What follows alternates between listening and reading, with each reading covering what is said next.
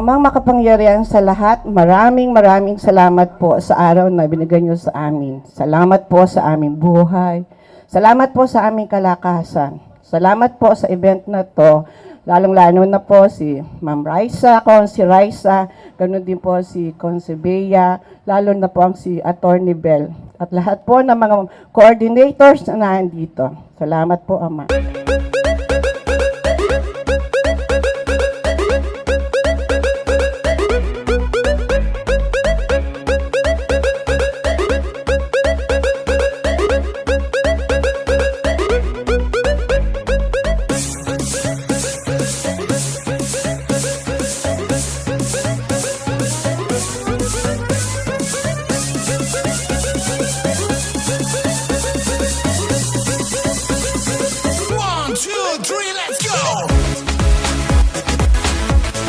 Magandang umaga po sa inyong lahat.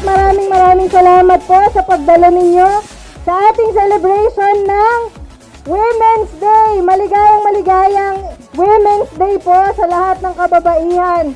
Alam niyo po, sa makabagong San Juan, hindi lang po ngayong araw tayo mahalaga. Sa araw-araw po ay mahalaga ang mga kababaihan. So mabuhay po tayong mga kababaihan. Maraming salamat po.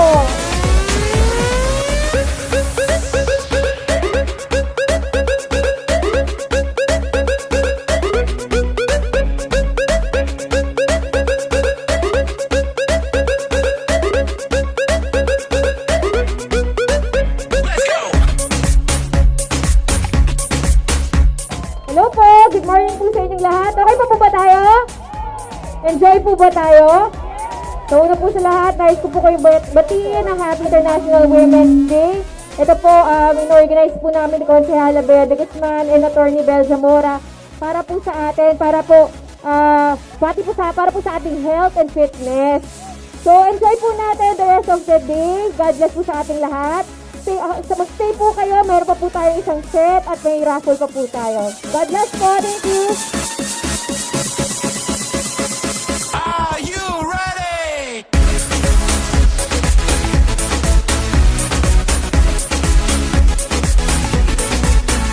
Here we go!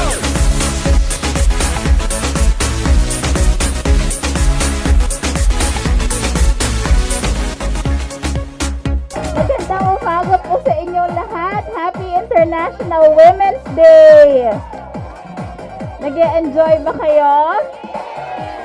We are so happy to hear that. Alam niyo ngayon ang araw na kinikilala natin ang efforts ng bawat kababaihan.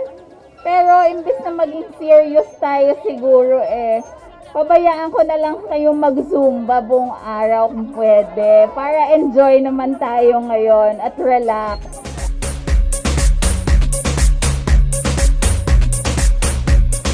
Are you ready?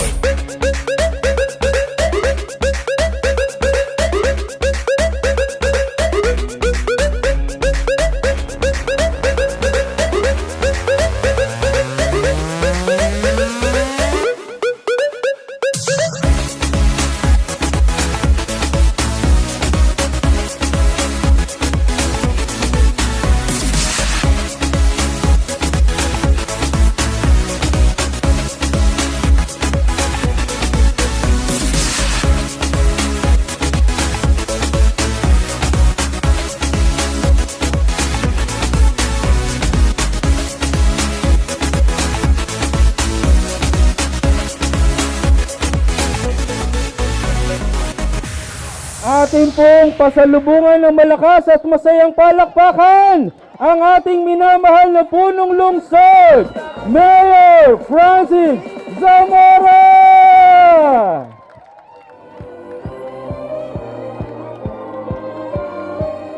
Siyempre kasama ang kanyang may bahay, Ma'am Carrie Zamora!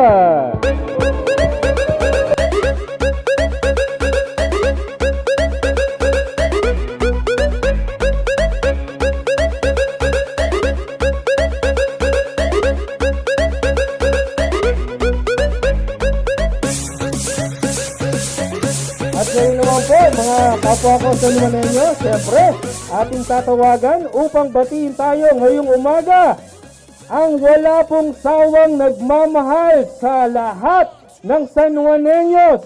Palakpakan naman po natin ang ating minamahal na punong lungsod, Mayor Francis Zamora!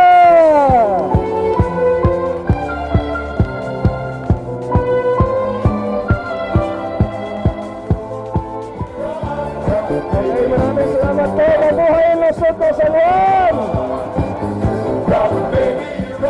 At siyempre, ito ang pinaka-importante sa lahat, mabuhay ang kababaihan ng San Juan!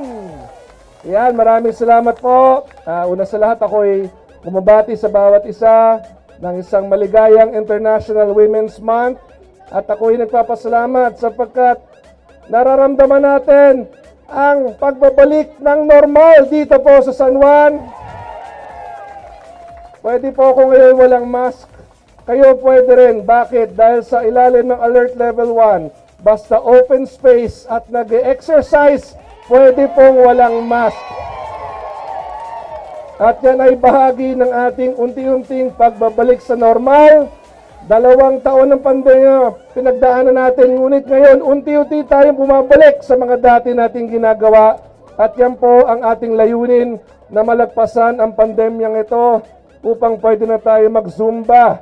Kahit magkakasama, kahit nagkakadikit-dikit, basta tayo'y bakunado at basta tayo'y maingat. Okay? So, kaya sa matagal na panahon, hindi natin ito nagagawa. Ngunit ngayon, nakita naman natin ay pwede na ang mga exercise, pwede na po ang Zumba. Nais kong ipakilala siyempre ang aking pinakamamahal, ang aking nag-iisang may bahay, si Kerry, nandito po, nakikiisa sa ating selebrasyon. At siyempre ang aking kapatid na tagapamahala ng tanggapan ni Congressman Noni Zamora. Kami ang magkapatid na nagmamahalan at hindi nag-aaway. Siyempre, Attorney Bel Zamora nandito po. At ang ating dalawang konsihala, ang lakas ng kababaihan sa konseho, Councilor Betty Guzman at siyempre si Councilor Raisa Laurel. Sa lahat ng mga minamahal ko San Juaneño, mga barangay officials, city officials, mga Zumba groups, organizations, mga women's and children's desk officers, sa lahat po sa inyo, magandang umaga. At nandito ako upang mabigay suporta sa International Women's Day. Alam niyo naman po, ang aking may bahay, marami siya mga programa para sa kababaihan na nung panahon ng pandemya, medyo naantala tayo dahil mataas ang bilang ng mga kaso, maraming hindi pwedeng lumabas ng bahay. Ngunit ngayon ay unti-unting bumabalik sa normal ang buhay natin. Kaya parati tayong mag-iingat, mag-exercise ng mabuti. Yung ginagawa ninyo na pag-exercise sa pamamagitan ng Zumba, jogging, walking, biking o anumang klaseng exercise, yan po ay magbibigay ng proteksyon sa atin para hindi tayo magka-COVID-19.